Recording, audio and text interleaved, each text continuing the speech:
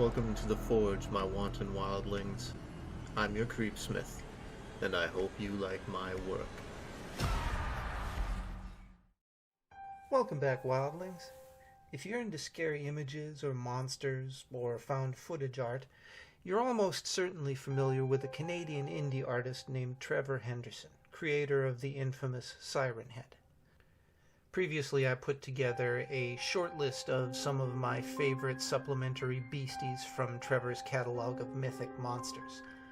Well, along with his numerous cartoons and voluminous digital art, Mr. Henderson has developed an entire stable of pet brutes that now haunt the minds of an entire army of fans. Some bring attention to his original set canon. Others have taken his characters and placed them in narratives all their own.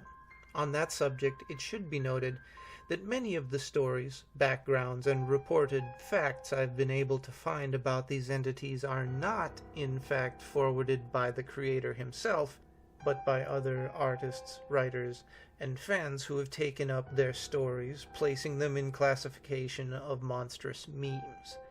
Whether this is what Henderson intended, I have no idea, but you may already know the tendency of fiction to get away from its author's control, especially out here in the collective insanity of the internet. Among these devils, some of the scariest are the ones that, at least at first glance, might pass for human.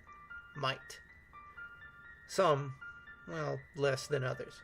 But make no mistake, there are no people among them.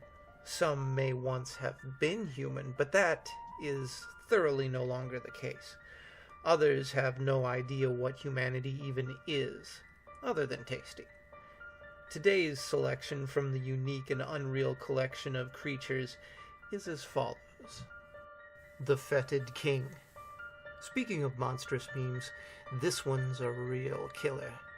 Originating on an image that Mr. Henderson was duping on his computer, it started spreading out of control when he shared it out.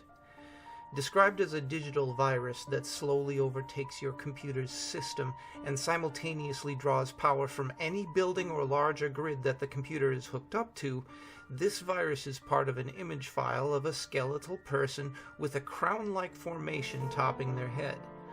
Once viewed on your computer, it's set to work, setting up its own files such as kingbirth.jpg. At one point, Mr. Henderson claims to have reverse image searched the king and come upon the warning that it was coming soon. Other messages that the victim will receive are that all who dare profane the fetid king shall take his place, or he will be here soon, and he is coming now. Eventually, the viewer will be killed, but the method of death is presently open to speculation. Oh, and Mr. Henderson himself has not yet been offed. Next, Shadow. There's a whole mythology in horror and cryptozoology in which some shadowy souls show up around bedtime. Appropriately called shadow people, these nocturnal nemeses can appear once and never again, or haunt families for years. In some stories, they're linked to sleep paralysis, be they hallucinations or paralyzing demons. They've even found their way into the world of Henderson's horrors. They appear in several forms, it seems. There's the standard shadow figure, the scissor man, the mask-wearing shadow play, and even the giant shadow monster. The Pink Man. Fan theories say that this creature was found in an abandoned hospital that had been closed after a suspicious fire and simply left to rot. Whether it's corporeal or spirit, mutation, inhuman, or something else entirely is unknown. With a giant bulbous head, toothless gummy maw, and shriveled emaciated body, it has the appearance of a very tall, adult-sized fetus with transparent or missing skin. It does not, however, appear hostile. Though it's visually frightening, it has not thus far been even aggressive to those who have seen it. The Sitting Ghost. Even though this one is not technically a disembodied spirit, it does follow the cyclically repetitive behavior of one. The pattern of a sighting is fairly formulaic. A witness will find the figure sitting on an oddly placed chair or bench as if waiting for something. Figure notices witness. Figure then attempts to chase witness away, appearing enraged. Clockwise Jack. So far a one-off appearance, Jack is nevertheless a frightening presence made no less so by the absence of any real information on its origin, behavior, or goals. He appears to be a standard animate skeleton, save for the fact that his elongated spinal cord doubles back down to 180 degrees toward the ground. Wormbait. This one is a bit of a jab to the psyche for me personally. Worms, caterpillars, centipedes, millipedes, maggots, all of them gross me right out. I hate them. Wormbait appears to be either a human or former human inhabited or stuffed by all sorts of squirmy squigglies. If you've ever seen the Bug Guy episode of Buffy, it might be a little like that, just less presentable. On the other hand, YouTuber Clark Titer has a theory of his own. Wasps. They apparently lay eggs along the spinal column of their victim, and when the eggs hatch, the larvae assimilate into the host's spinal column. As the larvae grow, they release powerful pheromones that attract prey insects, which burrow into the victim's body, creating a gestalt hive. Basically, they turn a person into a bug larder. Yeah, good luck sleeping tonight. Dummy. Though several stories surround this entity, all of them share certain similarities, apart from its general physical appearance. This entity means people harm. Specifically, it wants to kill people. It seems to be an obsessive killer, stalking single victims over various distances until it can isolate them and have its way with them.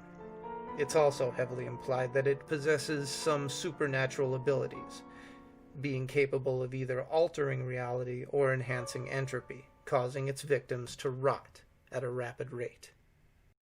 Pumpkin.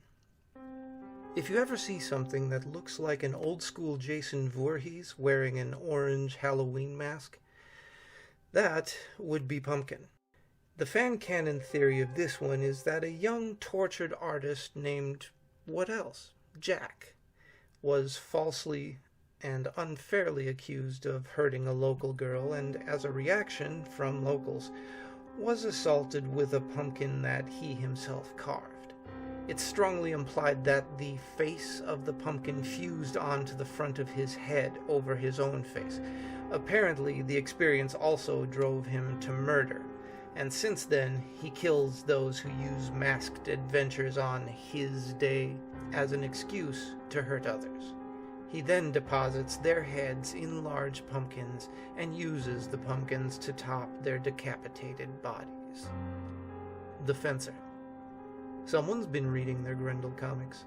This happy little hooligan is described as humanoid, of average size, wearing modern fencing gear, that is, breeches, a chest protector, plastron, jacket, gloves, and the classic fencer's mask, although its mask is damaged and missing the protective mesh.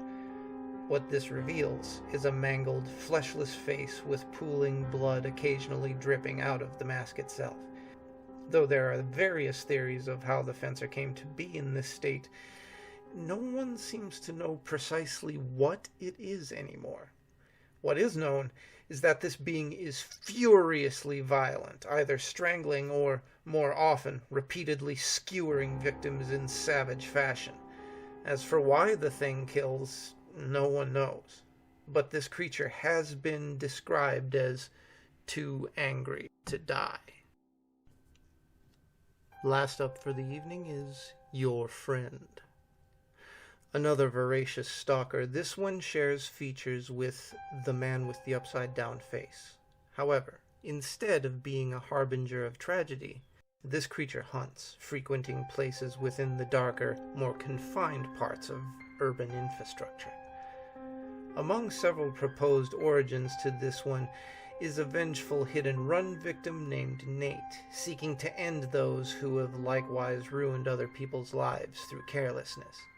Seeking to appear as a friendly stranger, your friend lures victims in and then tears them apart. Yet another reason to avoid dark alleys, I guess. Well, kids, that's it for today. If you want to find more works by Mr. Henderson, a simple search of his name will show you just how popular this part of his work has become. If you want to see any more of his stable of supernatural beasties here, just leave a comment with what you want. I'll try and get back to you on that. I'll also be looking into his contemporary creepers here in the near future. Thank you for your patience, and be safe out there. And stay scary, wildlings. Make the most of your nights.